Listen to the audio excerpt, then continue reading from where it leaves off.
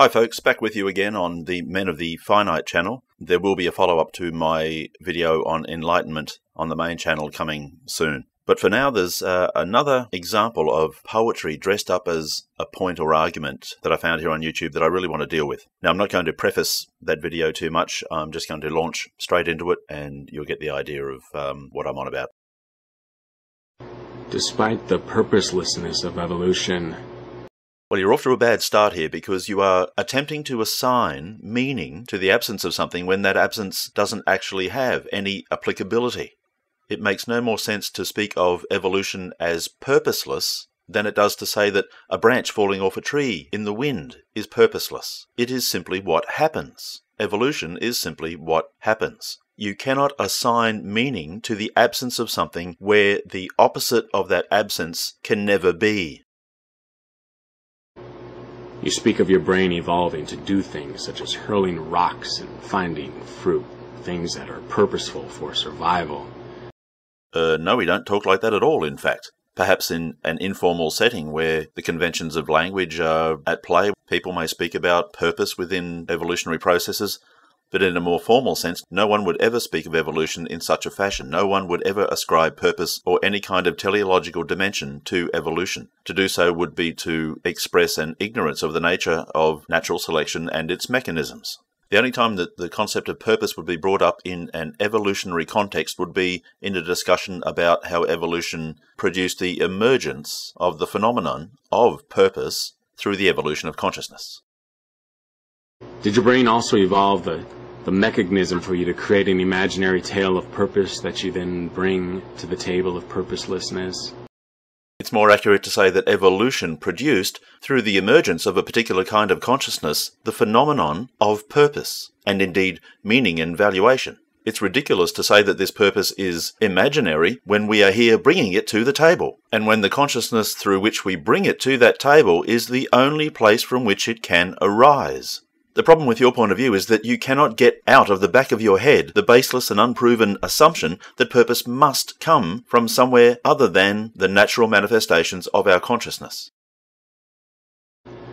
The creative story of meaning that you've adopted for your life, regardless of whether all of humanity has adopted a similar story or not, the fact is, if there is no God, then your story, like all others, is a fabrication.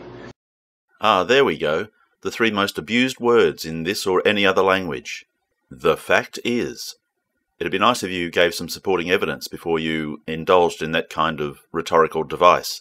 So our story of purpose was imaginary, now it's a fabrication. You know what I don't understand is why theistic types insist on making video after video in which they make assertion after assertion about things like purpose, meaning, morality, etc., but at no time bother to define or give any kind of basic explanation of the nature of the thing about which they're making these assertions. I mean, don't you people understand that you must comprehend the nature of the thing that you're discussing for you to be able to know the ways in which said thing can or cannot exist or manifest? I don't mean to sound petty here, but it seems like here's another situation where an atheist has to do the philosophical work that a theist refuses to do. Is it any wonder that atheists get frustrated? What do you mean by purpose? I doubt that outside of the definition that you'll probably find rushing to your dictionary, you have much of a clue. Purpose is an artifact of discriminative consciousness. Consciousness that expresses desires, will to power, that makes judgments based on goals and values. It's a consciousness that operates within a temporal framework. It perceives past, present, and future. It projects its desires, will to power, and discriminations into that conceived future. That is purpose. That's all that purpose is. That's the realm from within which purpose emerges. What could it possibly mean to assert the existence of an external, objective, or in some sense intrinsic purpose in reality? What could it possibly mean for an infinite reality to have purpose? You only have to stop and think about that for a handful of seconds to realize it's a completely incoherent concept. But what if we happen to be the product of a purposeful entity or being? Don't various theistic or even deistic models, or even some science fiction type models, confer purpose upon us? Let's say, for example, that what we know as the visible universe was created by some kind of really powerful being for the sole purpose of the entertainment and education of their children. and that we have some kind of role to play in that purpose. Does the fact that these beings express their own purpose obligate us in some way? Does it confer upon us that same purpose? Of course it doesn't. If parents have a child for the sole purpose of rearing it to have a great education, become Oprah's weight loss guru, and be very successful, and thereafter to look after said parents in their old age, does the fact that you are a product of the purpose of your parents confer upon you some kind of existential obligation such that you must live out their purpose? Of course it doesn't. Anyone who thinks that has got to be insane.